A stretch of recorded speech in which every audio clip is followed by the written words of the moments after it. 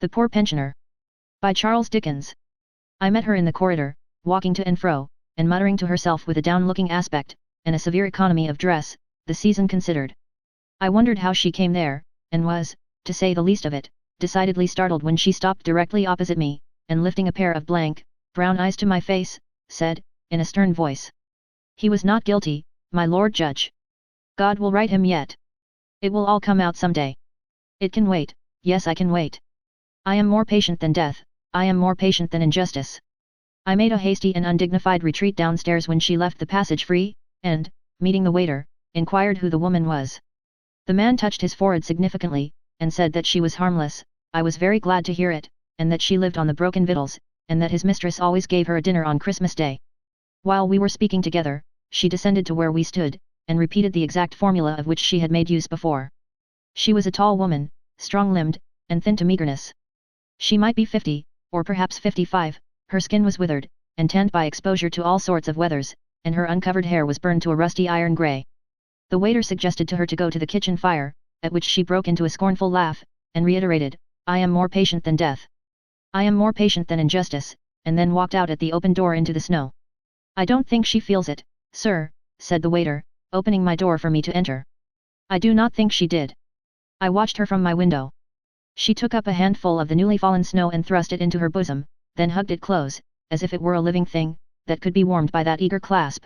I saw also, as she turned her dark face up toward the sky, that the anger scowl left it. I should imagine that sensation in her was dead, except in one corner of her heart, to which had gathered the memory of some miserable wrong, whose acute US would bide with her to the day of her death. Her name, as I learned on further inquiry, was Hester. She had been born and bred in the Yorkshire Dales, her parents were of the yeoman class, and poor through improvidence rather than misfortune. As a girl, Hester was remarkable for her pride and her beauty, of which no more relics remained than are left of the summer rose garden in drear and misty November. She received the scant education common to her condition half a century ago, and grew up a wild, willful-tempered girl, impatient of all restraint, and eager for change and excitement. At 16 she married, and very shortly afterward her husband found it expedient to leave the Dales, and to enlist in a regiment which was ordered on foreign service. Hester followed him to India, and led the life of camps for several years. During this interval, her family lost sight of her completely, for, having parted in anger, no correspondence was kept up between them. This silence and separation lasted full 9 years, during which time death dealt hardly with those left at home. Of all the large family of sons and daughters whom the old people had seen grow up to man's and woman's estate, not one survived. Their hearts began to soften toward the offending child, and they made efforts to learn if the regiment to which her husband belonged had returned to England. It had not. One bleak and wintry night, while the solitary and bereaved couple were sitting by their silent hearth, it was a very lonely and retired spot where the house stood, a heavy step came up the little garden path. Neither of them stirred. They thought it was one of the farm servants returning from the village, whither he had been sent on some errand. The curtains had not been closed over the window, and all the room, filled with the shine of a Yuletide fire, was visible to the wayfarer without. The mother sat facing the window, lifting her slow, dull gaze from the white wood ashes on the hearth. She looked across toward it, and uttered a low, frightened cry. She saw a dark face peeping in at the glass, which wore the traits of her daughter Hester. She thought it was her wraith, and said so to the old man, who, taking a lantern, went out to see if anybody was lurking about. It was a very boisterous night, loud with wind, and black with clouds of sleety rain. At the threshold he stumbled over a dark form, which had crouched there for the slight shelter afforded by the porch. He lowered the lantern, and threw the light on the face of a woman. "Dame! Dame! It is our bairn, it is little Hester." The mother appeared, and, with a great gasping cry, recognized her daughter. They led her into the house, toward the glowing heat of the fire, and set her down by the hearth, for her limbs would scarcely support her. Hester wore a thin and ragged cloak, beneath the folds of which she had hidden her child from the storm. He had fallen asleep in her bosom, but as her mother removed the dripping garment from her shoulders, he woke up with a laugh of childish surprise and pleasure. He was a fine, well-grown boy, of from 6 to 7 years old, and showed none of those signs of want and suffering which had given premature age upon the wasted features and gaunt frame of his mother. It was some time before Hester recovered from her frozen exhaustion, and then her first and eager demand was for food for the child. "Oh heaven pity me!" cried the old woman, who was weeping over the pair. Hester and her lad starving, while there was despair at home. She supplied their wants soon, and would have taken the boy, but Hester held him to her with a close and jealous grasp, chafing his limbs, warming his little hands in her bosom, and covering his hand with passionate kisses. He fell asleep in her arms at last, and then she told her brief story. She was widowed, Her husband had died in India from a wound fever, and she had been sent home to England. On her arrival there she found herself destitute, and had traversed the country on foot, subsisting by the casual charity of strangers. Thus much she said, and no more. She indulged in no details of her own exquisite suffering, perhaps they were forgotten, when she ended by saying, "Thank the Lord, the lad is saved." Hester lived on at the farm with her parents, and, as the old man failed more and more daily, she took the vigorous management of it upon herself, and things throve with them. By degrees, her beauty was restored, and then she had repeated offers of marriage, for, the inheritance which would be hers at her father's death was by no means despicable. But, she kept herself single, for the lad's sake. Wilfred grew strong, handsome, and high-spirited, like his mother, indeed, with whom, much as they loved each other, he had many a fierce contention. He never could bear to be thwarted or checked by her, and of Hester, in the bitterness of her unbridled anger, would cry, "O Wilfred! It would have been better for thee and thy mother if we had died on the doorstone in the snow, that night we came home." Still, she had an intense pride in him, and always after their quarrels, she allowed his extravagance to have freer scope, though that was what usually led to their disputes. As might have been expected, Wilfred, under such uncertain training, became reckless, wild, and domineering, though he preserved a certain rough generosity and frankness of character which redeemed his faults, and made him a favourite with the country folks, and a sort of king among his companions, whose superior in all rustic sports he was. His grandfather died when he was 19, his grandmother, 18 months later. Then Hester was sole mistress of the little farm. Wilfred soon began to urge his mother to sell the property and leave the Dales, whose uneventful quiet fretted his restless disposition. This she absolutely refused to do, and was on one occasion so deeply irritated at his persistence as to say, "I would sell the Ings to save your life, Wilfred, but for nothing less I." There was at this time, living on a neighbouring farm, an old man of the name of Price, who had a granddaughter to keep his house. She was called Nellie, and besides being a small heiress, was a beauty and something of a coquette. Nellie had a short, plump little figure, a complexion as soft and clear as a blush rose, and auburn hair. Wilfred fell in love. He was a tall, hearty, self-willed, and proud young fellow, but in Nellie's hands he was plastic as wax, and weak as water. She encouraged him, teased him, caressed him, mocked him, set him beside himself. She played off all her little witcheries and fascinations upon him, looked sweetly unconscious of their mischievous influence, and, when Wilfred stormed and raved, she laughed in his face. He wanted to marry her immediately, she had played with him long enough, he thought, and one evening when she had been soft and coy, rather than teasing, he put his fortune to the proof. She told him flatly she did not like him, wherein Nellie told anything but the truth, as perhaps better women have done under like circumstances. Wilfred took her reply in earnest, and went away in a rage, mad, jealous, and burning with passionate disappointment. Hester hated Kelly, and gave her not a few hard words, for in her camp life, the mother had culled some epithets, more expressive than polite, which she used with vigorous truth when her wrath was excited. She kept her son's wound raw and sore by frequent scornful allusions to his Nellie graceless, and did her best to widen the breach between them with ample success. Wilfred stayed away from the Prices for 10 whole days. This desertion did not suit the golden-headed, but tinsel-hearted little coquette. She contrived to meet him in a shady wood walk, where they had often loitered together. He was out with his dog and gun, very ill at ease in mind, for his handsome face looked sullen and dangerous, and he would not see her as she passed by. Mortified and angry, Nellie went home and cried herself ill. Wilfred heard she had caught a fever, and must needs go to ask. She met him at the garden gate, with a smile and a blush, whereat Wilfred was so glad, that he forgot to reproach her. There was, in consequence, a complete reconciliation, ratified by kisses and promises, light coin with Beauty Nell, but real heart gold with poor infatuated Wilfred. Hester almost despised her son when she heard of it. "She is only fooling thee, lad," said she, indignantly. "Come a richer suitor to the door, she'll throw thee over. She is only a light, false-hearted lass, not worth a whistle of thine." Therein Hester spake truth. Nellie played with her lover as a cat plays with a mouse. Wilfred urged their marriage. She would one day, and the next day she would not. Then arose other difficulties. Hester did not want an interloper by her fireside, and would not give up the farm to her son. In fact, she was so jealous of his affection, that the thought of his marriage was hateful to her. Old Price said the young folks might settle with him, if they would, but Nellie liked the house at the Ings better, and thought Wilfred ought to take her there. When he explained that the property was his mother's for her life, she immediately accused him of not loving her, and assumed a decided coldness and repulsiveness of manner. Wilfred, both hurt and angry, tried to give her up, but his bonds were not so easily escaped. If he stayed away from her 2 days, on the third he was sure to be at her side, either winning her with tender words, or reproaching her with bitter ones. Nellie must have found the game a pleasant one, for she kept it up a long time, undergoing herself as many changes of hue and form as a bubble blown up into the sunshine. Frequently during his lengthy visits at the glebe farm, Wilfred had encountered a man, Joseph Rigby by name, a Dale's yeoman, and one of considerable wealth, but no education. This man was one of the last in the world to excite jealousy, but presently Wilfred was compelled to see that Nelly gave the coarse-mannered, middle-aged Rigby more of her attentions than consorted with her position as his promised wife. He charged her with the fact. At first she denied it with blushes and tears and loud protestations, but at last confessed that Rigby had proposed to her. She did not dare to add that she had half accepted him.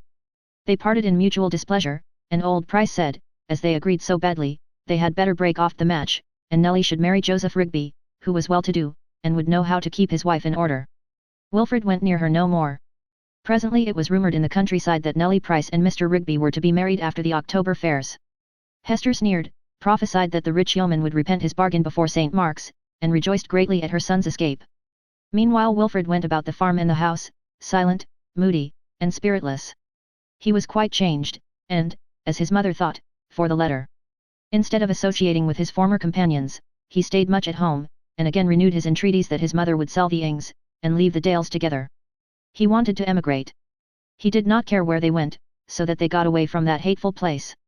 Hester was as reluctant as ever to comply, but she modified her refusal. They would try a year longer. If he were still in the same mind at the end of that period, well, perhaps she would yield to his urgent wishes. On the morning of the Leeford fair he left home early, and returned toward dusk, so it was said by Hester. No other person saw him until noon next day. Joseph Rigby was found murdered, and thrown into a gully by the Leeford road that night. There were traces of a violent struggle upon the road, and the body had been dragged some distance. It had been rifled of money and watch, but a broad engraved ring which Rigby wore on the fourth finger of his left hand, was not removed. He was known to have left the market hall at Leeford with a considerable sum in gold upon his person, for his brother-in-law had remonstrated with him about carrying so much, but the doomed man made light of his warnings. The whole countryside was up, for the murder was a barbarous one. Suspicion fell at once on Hester's son. His behaviour at Leeford had attracted observation. He had been seen to use angry gestures to Rigby, who had laughed at him, and had offered the young man his hand, as if wishing to be friends. The other had rejected it, and turned away shaking his clenched fist.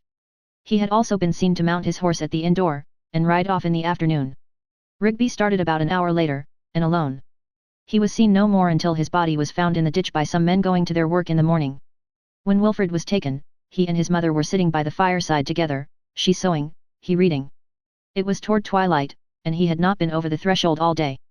He was very downcast and gloomy, irritable when spoken to, and short in his answers. His mother said to him that he was very strange, and added that she wished he would give over hankering after Nelly Graceless. He laughed painfully, and did not lift his eyes from his book. There was a loud knock at the door. Hester rose and opened it. 3 men pushed their way into the house, the foremost asking if her son was at home. Yes, he is there by the fire. What do you want with him?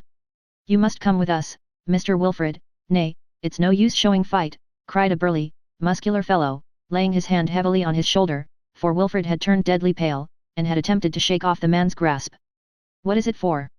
Asked Hester, with her eyes on her son. God knows, I don't, said he, quietly. Mr. Rigby was robbed and murdered last night, as he came home from Leeford fair, and suspicion points at your lad, mistress, said the man, who still held his hand on Wilfred's shoulder. Hester gave utterance to no frantic denials, she laughed even. Why, he was at home by this hour, yesterday, in this very room, at his tea. Wasn't he, Jessie? Said she, turning to the maidservant, who, with a countenance of alarm, stood by the door.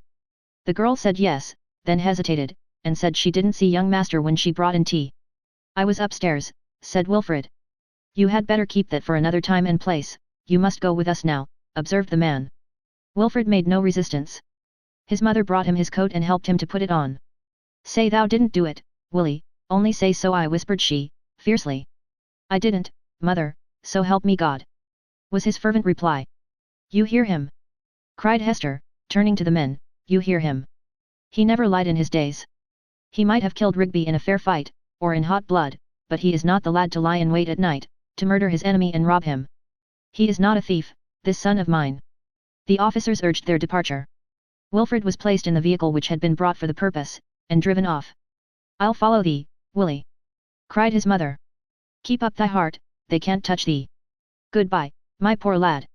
They were out of hearing, and Hester turned back into the house, cursing Nelly Graceless in her heart. Wilfred was committed to take his trial at the winter jail delivery on a charge of willful murder. The evidence against him was overwhelming. Hester sold ings and collected all the money she could, that, if gold would buy his redemption, it might be done. For herself, she had perfect faith in his innocence, and was confident of his acquittal, but few persons, if any, shared in her feelings. The best legal advice had been retained for the accused, and the trial came on shortly before Christmas. Hester was the only witness for her son. The woman Jessie's evidence damaged his cause considerably.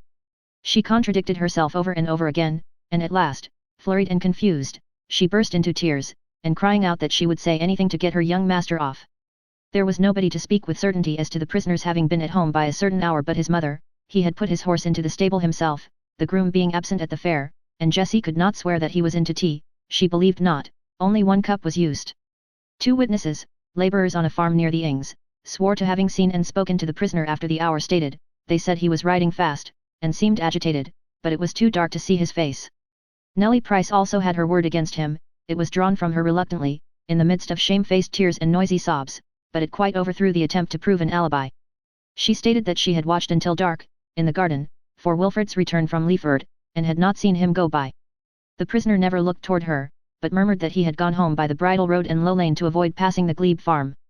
The former witnesses, on being recalled, said that it was on the highway, nearly a mile from the place where the lower road branched off, and nearer to the Ings, that they encountered the accused. These 2 decent men, being strictly cross-examined, never swerved from their first story in iota, and agreed in every particular. They were individuals of decent character, both had worked on the prisoner's farm, and acknowledged him to be a liberal and kind master. Their evidence was not to be shaken. As a final and damning proof of guilt, the watch of which the murdered man had been robbed was produced. It had been found concealed under the thatch of an outhouse at the Ings. At this point of the evidence, the prisoner was observed to draw himself up and look round defiantly. Despair gave him a fictitious strength, perhaps, or was it conscious innocence? Wilfred spoke in his own defence, briefly, but strongly. His life, he said, was sworn away, but he was as guiltless of the crime laid to his charge as any of those gentlemen who sat in judgment upon him. His mother, who had remahied in court all the time and had never spoken except when called upon for her evidence, had preserved a stoical calmness throughout. When he ceased to speak, however, she cried out in a quivering voice. "My lad, thy mother believes thee." Some friend would have led her out, but she refused to go. The jury gave their verdict of guilty without any recommendation to mercy, and the sentence of death was pronounced. Then it was that Hester rose on her feet and faltered that formula of words with which she had startled me in the corridor. "He is not guilty, my Lord Judge. God will right him yet. It will all come out some day. I can wait, yes, I can wait. I am more patient than death. I am more patient than injustice." Wilfred died stubborn and unconfessing, on the scaffold. With his last breath, he persisted in asserting his innocence. His mother bade him farewell, and was carried to this inn, where she had stayed, raving in a frenzy fit. For many months she was subject to restraint, but, recovering in some measure, she was at length set at liberty. Her mind was still distraught, however. She wandered back to the Dales and to her old home, but the new owner had taken possession, and after enduring her intrusions for some time, he was compelled to apply for her removal. After this, her money being lost or exhausted, she strayed about the country in a purposeless way, begging or doing day's work in the field, until she strayed here again, and became the pensioner of the holly tree. The poor demented creature is always treated kindly, but her son's sentence has not yet been reversed in men's judgment. Every morning during the time the judges are in the neighbouring assize town she waits in one of the streets through which they must pass to reach the court, and as the gilded coach, the noisy trumpets, and the decrepit halberdiers, go by, she scowls at them from beneath her shaggy brows, and mutters her formula of defiance. She will die saying it, comforting her poor, worn, wounded heart with its smarting balm. Will she find, when she comes before the tribunal of eternal decrees, that she has leaned thus upon a broken reed, or will she find her son there, free from the guilt of blood? The great judge only knows.